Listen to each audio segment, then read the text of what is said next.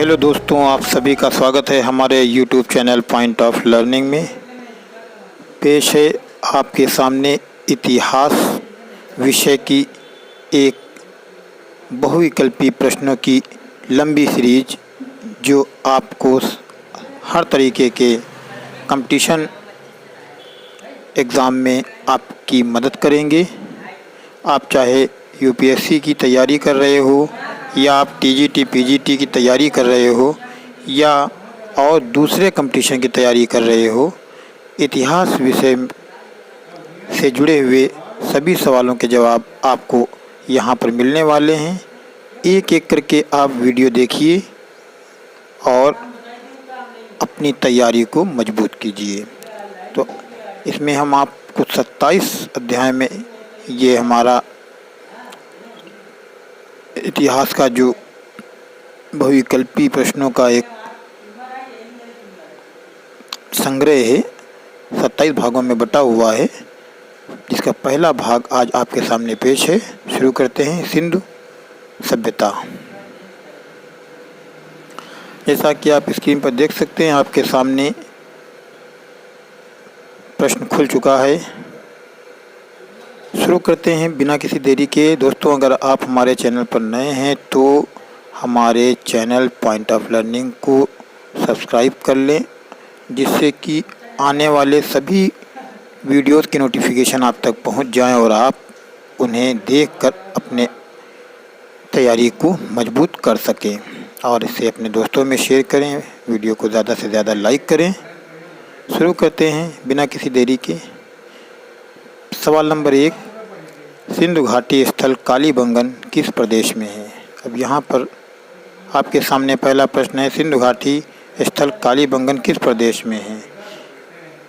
सिंधु घाटी हमारे भारत की प्राचीन कालीन सभ्यता है और इस पूरे अध्याय में हम सिंधु घाटी से जुड़े हुए ही प्रश्नों का अध्ययन करेंगे। तो पहला सवाल है कि कालीबंगन एक स्थान का नाम है, यह हमारे भारत में पाया जाता है, लेकिन भारत में किस राज्य में पाया जाता है? तो 4 ऑप्शन दिए हुए हैं। ऑप्शन ए राजस्थान में, ऑप्शन बी गुजरात में, ऑप्शन सी मध्य प्रदेश में, ऑप्शन डी उत्तर प्रदेश में। सिंधु घाटी स्थल कालीबंगन किस प्रदेश में है? तो सिंधु घाटी स्थल कालीबंगन राजस्थान में है। इसका ऑप्शन ए सही है। उत्तर की जांच कर लेते हैं, राजस्थान। सवाल नंबर 2, सिंधु सभ्यता की ईंटों का अलंकरण किस स्थान से मिलता है? सिंधु सभ्यता एक विकसित सभ्यता थी, जहां पर भवन पाए गए हैं और वो भवन सभी पक्की ईंटों के बने हुए थे। इसलिए वहां से ये प्रश्न बनता है कि सिंधु सभ्यता की ईंटों का अलंकरण किस स्थान से मिलता है। जो ईंटें मिली हैं, सुंदरता पूर्वक ईंटें जो मिली हैं, जो सुंदर ईंटें हैं, वो किस स्थान से मिलती हैं? 4 ऑप्शन आपके सामने, Banawali, option B Kalibanga, option C Chanhudaro, option D Mohenjodaro. ये सभी स्थान हड़प्पा कालीन सभ्यता से जुड़े हुए स्थान हैं और किसी न किसी स्थान का कोई ना कोई विशेष महत्व जरूर है। लेकिन यहाँ पे जो सवाल हमारा पूछा गया है, सिंधु सभ्यता की ईंटों का अलंकरण किस स्थान से मिला है, तो इसका सही जवाब है कि सिंधु सभ्यता की ईंटों का अलंकरण हमें कालीबंगा से मिला है। उत्तर की जाँच के लिए एक बार चेक करते हैं, कालीबंगा। किस हड़प्पाकालीन स्थल से पुजारी की प्रस्तर मूर्ति प्राप्त हुई? तो चूँकि आपके सामने फिर स्क्रीन पर 4 स्थल लोथल, रंगपुर, हड़प्पा, मोहनजोदड़ो हैं। सवाल किया गया यहाँ के ऊपर कि कौन सा ऐसा स्थान है जहाँ पे पुजारी की प्रस्तर मूर्ति प्राप्त हुई, यानी एक ऐसी मूर्ति जिस प्रस्तर से की हुई है, एक मूर्ति प्राप्त हुई है पुजारी की, लेकिन वो किस जगह से मिली है? 4 ऑप्शन। ऑप्शन ए लोथल से प्राप्त हुई, ऑप्शन बी रंगपुर से प्राप्त हुई, ऑप्शन सी हड़प्पा से प्राप्त हुई, ऑप्शन डी मोहनजोदड़ो से प्राप्त हुई।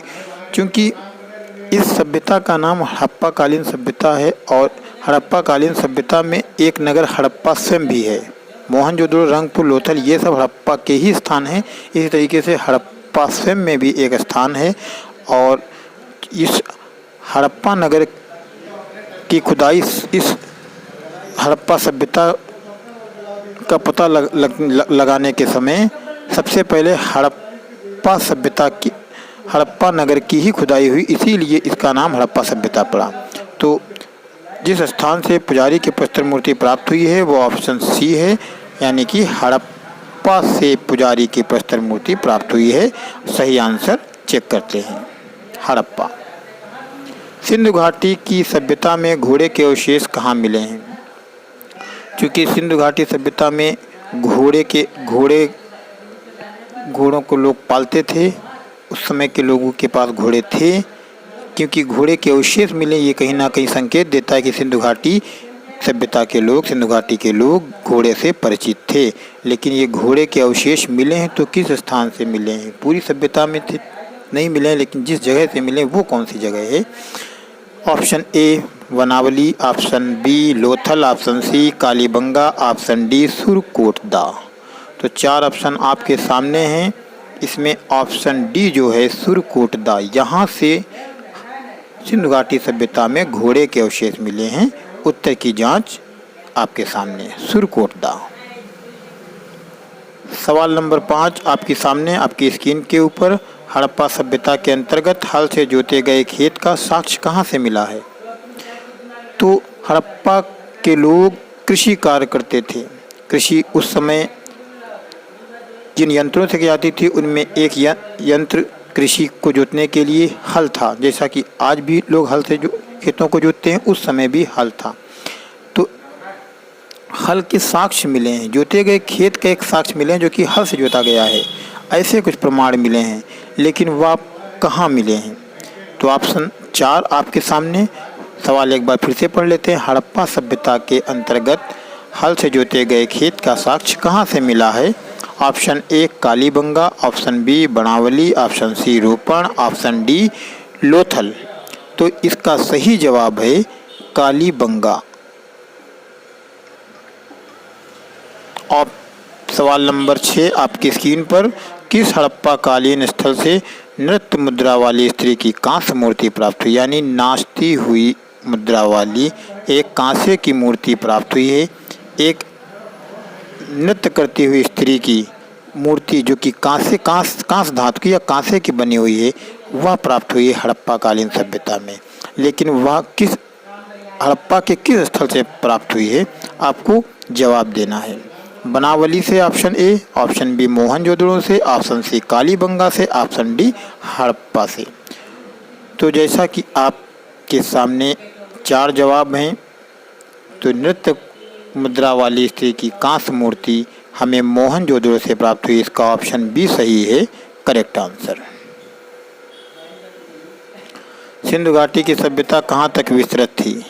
यानी या पूरब से पश्चिम, उत्तर से दक्षिण, इसका विस्तार कहाँ तक था, फैलाव कहाँ तक था? क्योंकि इतने जो स्थल पाए जा रहे हैं, ये छोटी मोटी कोई शहर नहीं था, बल्कि एक बहुत बड़े भूभाग पर एक देश की तरीके से फैली हुई सभ्यता थी। और जगह जगह थोड़ी थोड़ी दूरी के ऊपर, जैसे कि आज राज्य और देश हैं, उसी तरीके से शहर बसे हुए थे। तो ऑप्शन ए है राजस्थान, बिहार, बंगाल और उड़ीसा। चूँकि उड़ीसा तक यह सभ्यता नहीं थी, तो इसलिए आप अपने ध्यान में रख लीजिए कि ना ही इसका कोई संबंध बंगाल से है और ना ही उड़ीसा से। तो अगर उड़ीसा और बंगाल आपके आते हैं ऑप्शन में, तो आप ये समझ लीजिएगा सिंधु घाटी सभ्यता का वो उत्तर हो ही नहीं सकता है। Option B Punjab, Rajasthan. तो पंजाब राजस्थान का संबंध तो हड़प्पा सभ्यता से, लेकिन फिर उड़ीसा और बंगाल इसमें तो ये भी नहीं है। नीचे देखते हैं पंजाब, दिल्ली और जम्मू कश्मीर। ऑप्शन सी देखते हैं पंजाब, राजस्थान, गुजरात, उत्तर प्रदेश, हरियाणा, सिंध और बलूचिस्तान। और ऑप्शन डी पंजाब, दिल्ली और जम्मू कश्मीर। तो जैसा हमने ऊपर बताया कि उड़ीसा और बंगाल इस तरीके के राज्यों का कोई भी संबंध सिंधु घाटी सभ्यता से नहीं है। इसी तरीके से दिल्ली का भी संबंध सिंधु घाटी सभ्यता से नहीं है। तो इस तरीके से जो 3 ऑप्शन आपके सामने अपने आप गलत साबित हो रहे हैं। ऑप्शन सी इसका है। हड़प्पा सभ्यता या सिंधु घाटी सभ्यता का जो विस्तार था वो पंजाब, राजस्थान, गुजरात से उत्तर प्रदेश, हरियाणा से लेकर सिंध और बलूचिस्तान तक था।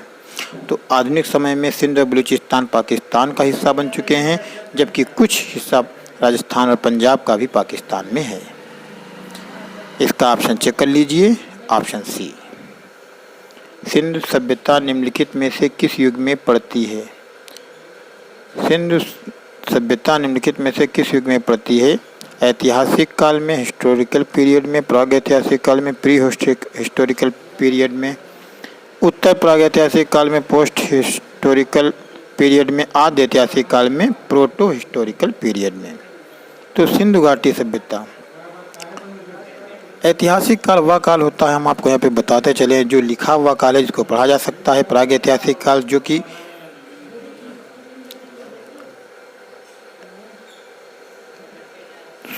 ऐसा इतिहास जो लिखा तो गया लेकिन पढ़ा नहीं जा सकता है।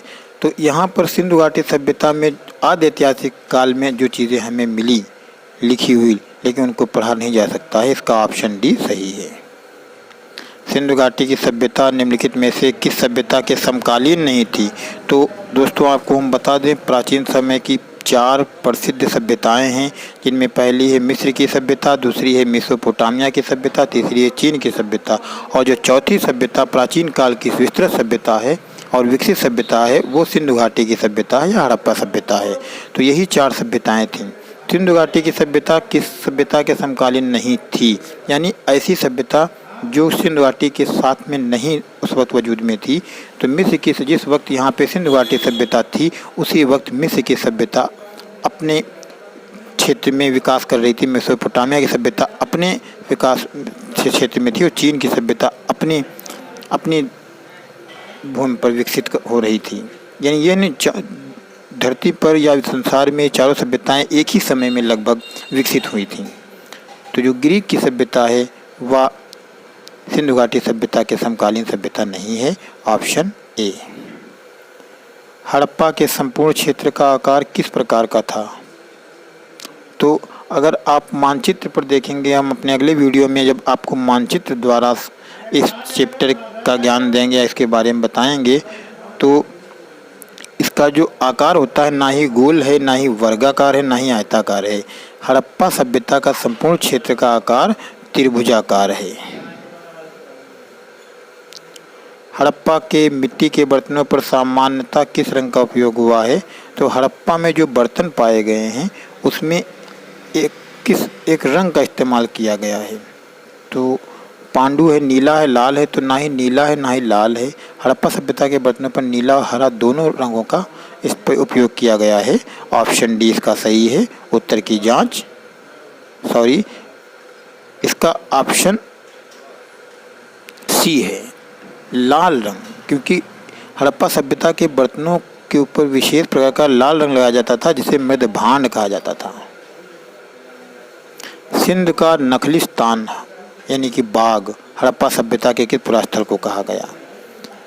सिंध का बाग या सिंध का नखलिस्तान, नखलिस्तान का मतलब बाग या बगीचे से होता है, तो किसे कहा गया? Option A Kalibangan, option B Lothal, option C Harappa, option D Mohenjodaro. तो इसका सही ऑप्शन है मोहनजोदड़ो। मोहनजोदड़ो एक विकसित नगर था हड़प्पा कालीन सभ्यता का। मोहनजोदड़ो कहाँ स्थित है? सिंध में, गुजरात में, उत्तर प्रदेश में, पंजाब में? तो आपको बता दें दोस्तों, मोहनजोदड़ो आधुनिक समय में पाकिस्तान में है, क्योंकि गुजरात, उत्तर प्रदेश, पंजाब या भारत के हिस्से हैं, भारत के प्रांत हैं। सिंध प्रांत भारत का प्रांत नहीं है। तो उत्तर देखने से ही पता चल जाता है कि मोहनजोदड़ो कहाँ स्थित है। वर्तमान समय में मोहनजोदड़ो का जो क्षेत्र है वो कहाँ पर है? वो सिंध में है, सिंध प्रांत में है। किस सिंधुकालीन स्थल से एक ईंट पर बिल्ली का पीछा करते हुए कुत्ते के पंजों के निशान मिले हैं? ऐसा इस तरीके से प्रश्न पूछे जाते हैं कि बिल्ली का पीछा करते हुए कुत्ते के पंजों के निशान मिले हैं, लेकिन ईंट के ऊपर एक चित्रकारी की गई है कि एक ईंट के ऊपर बिल्ली का पीछा करते हुए कुत्ते के पंजे के निशान मिले हैं। किस स्थान से मिले हैं? मोहनजोदड़ो से option A, option B Chanhudaro से, ऑप्शन सी लोथल से, ऑप्शन डी हड़प्पा से। तो इसका सही उत्तर है चन्हूदड़ो, ऑप्शन बी। हड़प्पा सभ्यता किस युग की थी? पुरापाषाण युग की, लौह युग की, कांस्य युग की, नवपाषाण युग की? तो हड़प्पा सभ्यता कांस्य युग की सभ्यता थी, ऑप्शन सी इसका सही आंसर है। सिंधु घाटी सभ्यता के लोगों का मुख्य व्यवसाय क्या था? पशुपालन, कृषि। तो वैसे तो सिंधु घाटी सभ्यता के लोग पशुपालन भी करते थे, कृषि भी करते थे, शिकार भी करते थे, लेकिन उनका जो मुख्य व्यवसाय था वह उनका मुख्य व्यवसाय व्यापार था। ऑप्शन डी इसका सही उत्तर। स्वतंत्रता भारत में यानी कि स्वतंत्रता के बाद भारत में सबसे अधिक संख्या में हड़प्पा युगीन स्थलों की खोज किस प्रांत में हुई? यानी भारत की आज़ादी के बाद, भारत के स्वतंत्र होने के बाद भारत में हड़प्पा की खुदाई का कार्य चलता रहा, लेकिन यह कार्य सबसे ज़्यादा किस प्रांत में हुआ, किस राज्य में हुआ? गुजरात में हुआ, राजस्थान में हुआ, पंजाब और हरियाणा में हुआ, उत्तर पश्चिमी उत्तर प्रदेश में हुआ। तो इसका सबसे ज़्यादा जो हड़प्पा सभ्यता की जो खोज की गई स्वतंत्रता के बाद भारत में, वह गुजरात में की गई। ऑप्शन ए इसका सही उत्तर है। निम्नलिखित में से कौन सा हड़प्पा कालीन स्थल गुजरात में था? बनावडी, लोथल, कालीबंगा, रोपड़। तो इसका जो सही आंसर है लोथल। जो लोथल नामक स्थल जो है यह गुजरात में है। ऑप्शन बी बिल्कुल सही जवाब। निम्नलिखित में से कौन सी फसल हड़प्पा कालीन लोगों द्वारा उत्पादित नहीं की जाती थी? निम्नलिखित में से कौन सी फसल हड़प्पा कालीन लोगों द्वारा उत्पादित नहीं की जाती थी? गेहूं, जौ, दालें, चावल। गेहूं हड़प्पा के लोग उगाते थे, जौ हड़प्पा के लोग उगाते थे, चावल भी हड़प्पा के लोग उगाते थे। तो इसका सही आंसर जो हड़प्पा के लोग जो चीज़ या जिस चीज़ का उत्पादन नहीं करते थे वो दालें थी। ऑप्शन सी इसका सही जवाब। सिंधु सभ्यता के घर किससे बनाए जाते थे? बांस से, पत्थर से, लकड़ी से, ईंट से। तो सिंधु सभ्यता के घर पक्के घर बनाए जाते थे। तो इसको देख करके ही लगता है कि लकड़ी, पत्थर और बांस का इस्तेमाल उसमें नहीं होता था। यानी सिंधु घाटी सभ्यता के घर जो थे वह ईंटों से बनाए जाते थे। ऑप्शन डी इसका सही जवाब। मोहनजोदड़ो को किस एक अन्य नाम से भी जाना जाता है?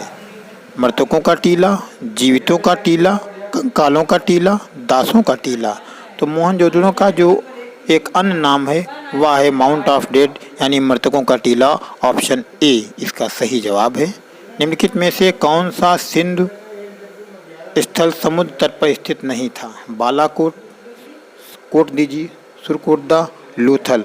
यानी सवाल ये पूछा गया है कि सिंधु सभ्यता का कौन सा ऐसा स्थल है जो समुद्र के तट पर नहीं था। यानी कि 4 ऑप्शन आपके सामने हैं, 3 स्थान ऐसे हैं जो कि समुद्र के किनारे पर बसे हुए थे। लोथल समुद्र के किनारे बसा हुआ था, सुरकोटदा समुद्र के किनारे बसा हुआ था, बालाकोट समुद्र के किनारे बसा हुआ था, लेकिन कोटदीजी जो ऑप्शन बी है यह समुद्र के किनारे बसा हुआ नहीं था। यही ऑप्शन बी इसका सही जवाब है।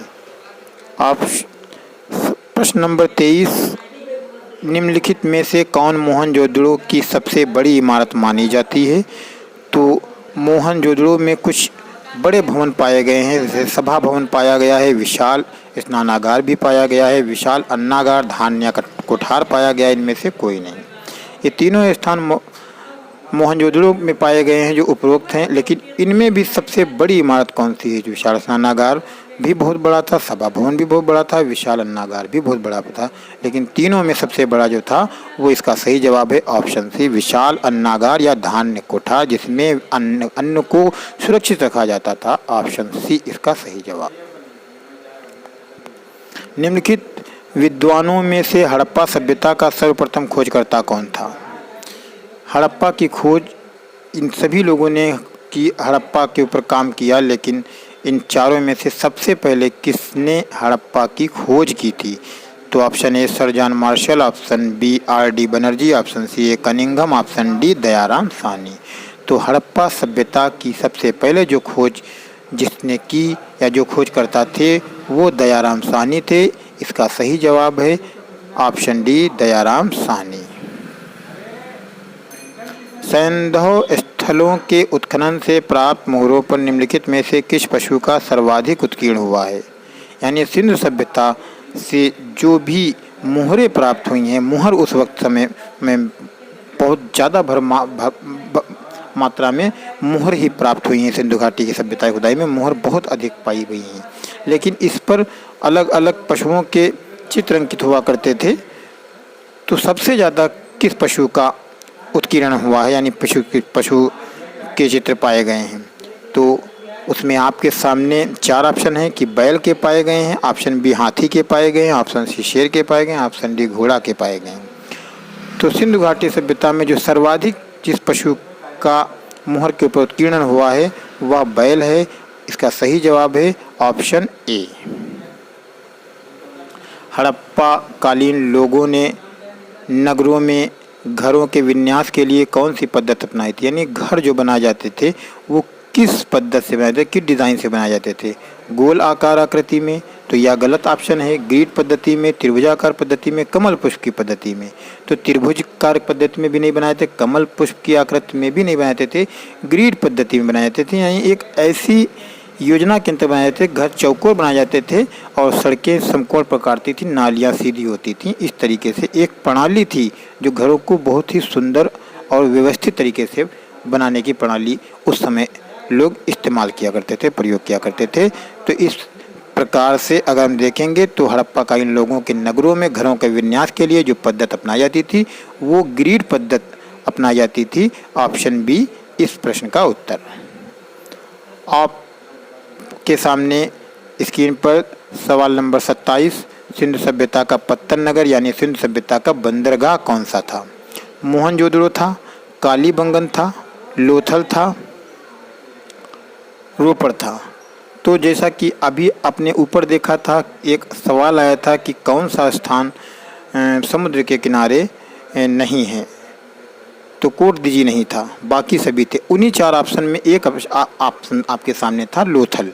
तो लोथल यहाँ पर आपके सामने, यहाँ पर भी लोथल है, लेकिन कालीबंगन चूँकि राजस्थान में है और राजस्थान में दूर दूर तक कहीं पर समुद्र नहीं है। मोहनजोदड़ो भी समुद्र नहीं है कि किनारे नहीं बसा हुआ है।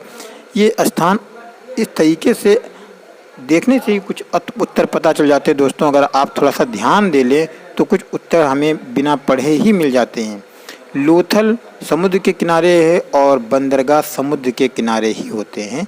तो इस प्रकार से अगर आप देखें तो इसका जो सही जवाब है सिंधु सभ्यता का बंदरगाह कौन सा था निम्नलिखित में से, तो इनमें से ऑप्शन सी लोथल। अगला सवाल, हड़प्पा कालीन स्थलों में अभी तक किस धातु की प्राप्ति नहीं हुई है। तो हड़प्पा काल में कई धातुओं की प्राप्ति हो चुकी थी, वहाँ के लोग धातुओं से परिचित थे, उनका प्रयोग करते थे।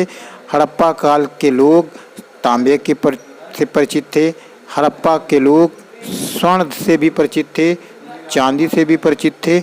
लेकिन हड़प्पा कालीन स्थलों में अभी तक जिस धातु की प्राप्ति नहीं हुई है, यानी कि हड़प्पा सभ्यता के लोगों की जितनी भी जानकारियाँ मिली हैं वहाँ से एक चीज़ स्पष्ट जरूर हुई है कि हड़प्पा के लोग लोहे से अपरिचित थे। या कभी कभी सवाल आता है कि हड़प्पा के लोग किस धातु से परिचित नहीं थे या किस धातु से अपरिचित थे। तो परिचित नहीं थे तब भी लोहा ऑप्शन होगा, अपरिचित थे तब भी ऑप्शन लोहा होगा। इस सवाल का जवाब भी ऑप्शन डी लोहा ही है। हड़प्पा का स्थलों में अभी तक जिस धातु की प्राप्ति नहीं हुई है वह लोहा है। सिंधु सभ्यता का कौन सा स्थान भारत में स्थित है। लोथल, हड़प्पा, मोहनजोदड़ो, इनमें से कोई नहीं। सिंधु सभ्यता का जो स्थान भारत में स्थित है, जैसा कि हमने आपको पहले बताया, लोथल गुजरात में है, गुजरात भारत में है। हड़प्पा और मोहनजोदड़ो दोनों ही स्थान आधुनिक पाकिस्तान में हैं। इसका ऑप्शन ए लोथल सही जवाब है। अगला प्रश्न, किस पशु के अवशेष सिंधु घाटी सभ्यता में प्राप्त नहीं हुए, यानी अब तक के किस पशु के अवशेष सिंधु घाटी सभ्यता में प्राप्त नहीं। तो हाथी के अवशेष सिंधु घाटी सभ्यता में प्राप्त हुए हैं, घोड़े के अवशेष भी सिंधु घाटी सभ्यता में प्राप्त हुए हैं, गाय के अवशेष भी सिंधु घाटी सभ्यता में प्राप्त हुए हैं। लेकिन जिस पशु के अब तक अवशेष नहीं प्राप्त हुए हैं वह पशु शेर है। ऑप्शन बी इस प्रश्न का सही जवाब। अभी तक सिंधु घाटी सभ्यता में जिस पशु के अवशेष प्राप्त नहीं हुए वह शेर है। Option B. अगला प्रश्न, हड़प्पा कालीन समाज किन वर्गों में विभक्त था। यानी आज भी जिस तरीके से समाज वर्गों में विभाजित है, ऋग्वेद काल में भी विभाजित था, अलग अलग समय में अलग अलग राजा महाराजाओं का दौर हुआ। इसी तरीके से हड़प्पा कालीन सभ्यता या हड़प्पा सभ्यता में भी समाज उस वक्त भी कुछ वर्गों में विभक्त था, लेकिन वो किन में विभक्त था। ऑप्शन ए राजा, पुरोहित, सैनिक और शूद्र। तो ये गलत है। शिकारी, पुजारी, किसान, क्षत्रिय, या ऑप्शन बी गलत है।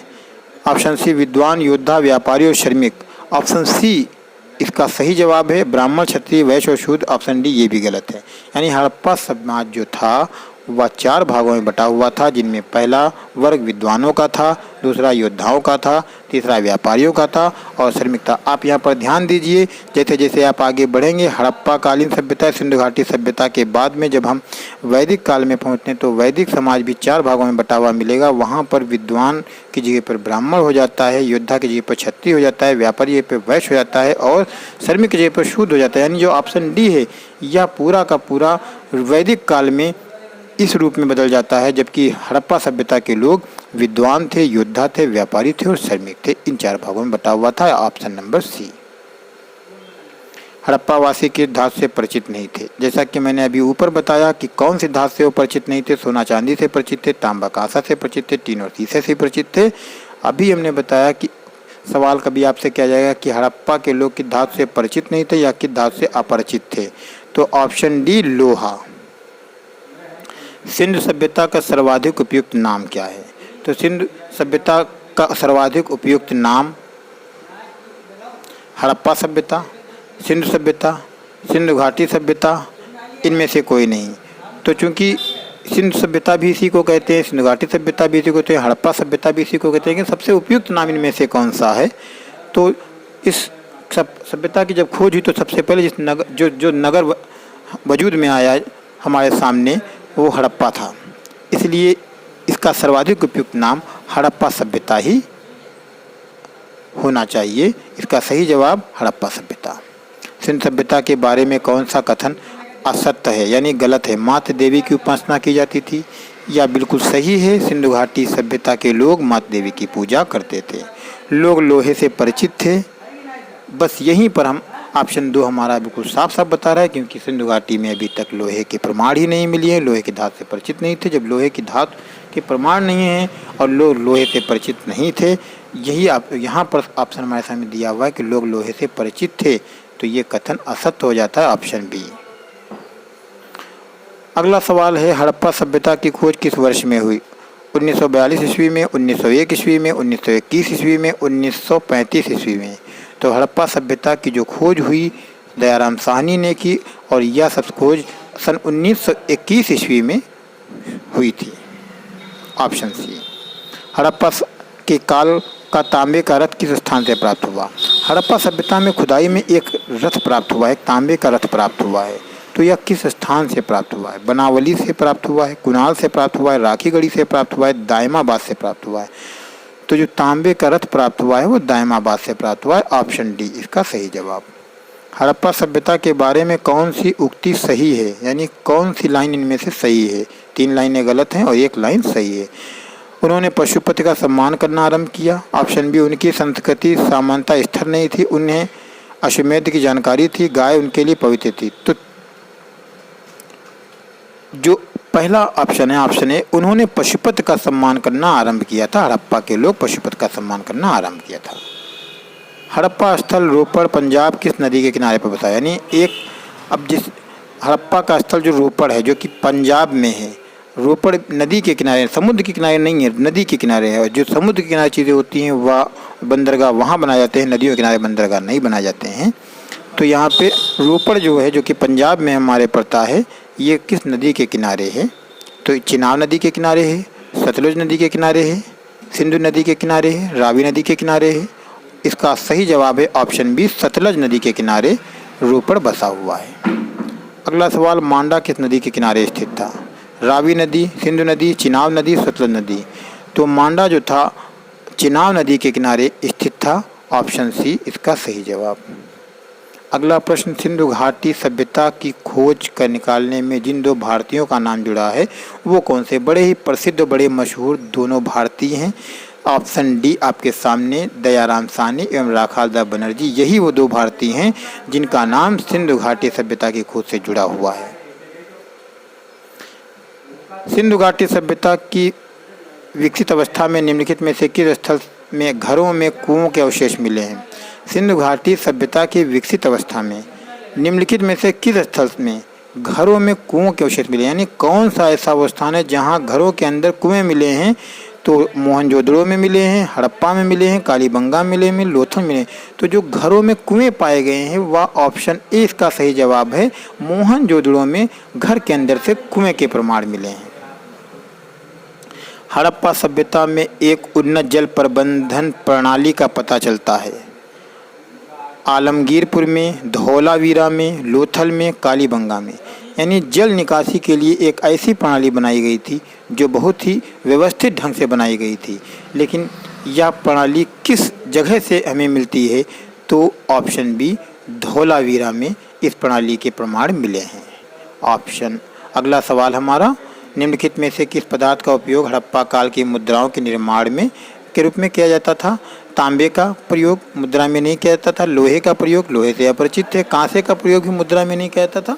उस वक्त एक विशेष प्रकार की धातु इन लोगों ने बनाई, धातु थी जिसका निर्माण हड़प्पा सभ्यता के लोगों ने कृत्रिम रूप से किया था। सेलखड़ी, सेलखड़ी धातु, सेलखड़ी से जो है का प्रयोग मुद्राओं के निर्माण में किया था। मुद्रा निर्माण में सेलखड़ी का प्रयोग किया जाता था। ऑप्शन सी इसका सही जवाब।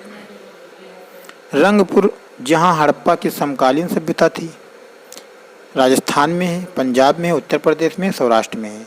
तो सौराष्ट्र चूँकि गुजरात का हिस्सा हुआ करता था प्राचीन समय में, तो रंगपुर एक जगह है जो कि हड़प्पाकालीन सभ्यता मानी गई है, ये सौराष्ट्र में है। सिंधु सभ्यता में वृहत स्नानागार पाया गया, कहाँ से?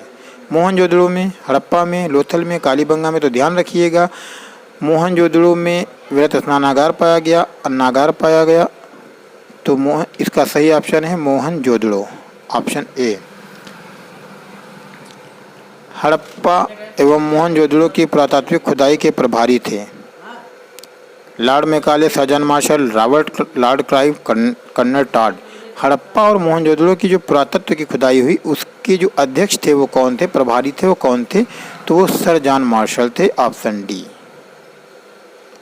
Option B sir John Marshall. दोस्तों दो सवाल और अब आपके सामने। सिंधु सभ्यता की मुद्रा में किस देवता के रामतुल्य चित्रांकन मिलता है? राम के जैसा चित्र मिलता है, लेकिन वो देवता कौन सा है? आदि विष्णु, आदि इंद्र, आदि शिव, आदि ब्रह्मा। तो सिंधु सभ्यता की मुद्रा में जिस देवता का चित्रांकन मिलता है जो कि राम के समान है वह आदि शिव है, यानी कि ऑप्शन सी इसका सही जवाब है। हड़प्पा सभ्यता के निवासी थे यायावर, खानाबदोश यानी घुमक्कड़, जनजाति टाइप के, ग्रामीण, शहरी। तो हड़प्पा सभ्यता के निवासी जो थे वह, हड़प्पा सभ्यता एक विकसित सभ्यता थी अपने समय की, अपने टाइम की। और हड़प्पा सभ्यता एक व्यवस्थित ढंग से नगर बसाए गए थे, यानी कि हड़प्पा सभ्यता में नगरों का हमें प्रमाण मिलते हैं। इसलिए हड़प्पा सभ्यता के लोग शहरी थे, यानी हड़प्पा सभ्यता एक शहरी सभ्यता थी। ऑप्शन डी इसका सही जवाब। सिंधु घाटी के लोग विश्वास करते थे मातृशक्ति में, आत्मा और ब्रह्मा में, कर्मकांड में, यज्ञ प्रणाली में।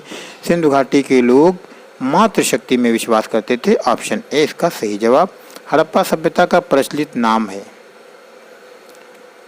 या इस वीडियो का या हमारे आज की सीरीज का अंतिम प्रश्न जो कि हड़प्पा सभ्यता से संबंधित थी। हड़प्पा सभ्यता का प्रचलित नाम लोथल सभ्यता, सिंधु घाटी सभ्यता, मोहनजोदड़ो की सभ्यता, सिंधु सभ्यता। तो इसका उपयुक्त नाम हड़प्पा सभ्यता ही कहा जाएगा, लेकिन जो प्रचलित नाम यानी जो चलन में सबसे ज़्यादा प्रयोग किया जाता है वह है ऑप्शन बी, सिंधु घाटी की सभ्यता। हड़प्पा सभ्यता का प्रचलित नाम सिंधु घाटी की सभ्यता, इसका ऑप्शन सही। दोस्तों कमेंट बॉक्स में हमें बताइएगा कि आपको वीडियो कैसा लगा। इसी तरीके से आप हमसे जुड़े रहिए, पॉइंट ऑफ लर्निंग में नई नई चीज़ें सीखते रहिए। अगला जो अध्याय आपका होगा वो वैदिक काल से जुड़ा हुआ होगा, जिसमें हम ऋग्वैदिक काल या वैदिक काल से जुड़े हुए प्रश्नों का एक संग्रह लेकर के आपके सामने आएंगे। तब तक के लिए देखते रहिए पॉइंट ऑफ लर्निंग। चैनल को सब्सक्राइब कर दीजिए, वीडियो को लाइक कर दीजिए और अपने दोस्तों में ज़्यादा से ज़्यादा शेयर कर दीजिए।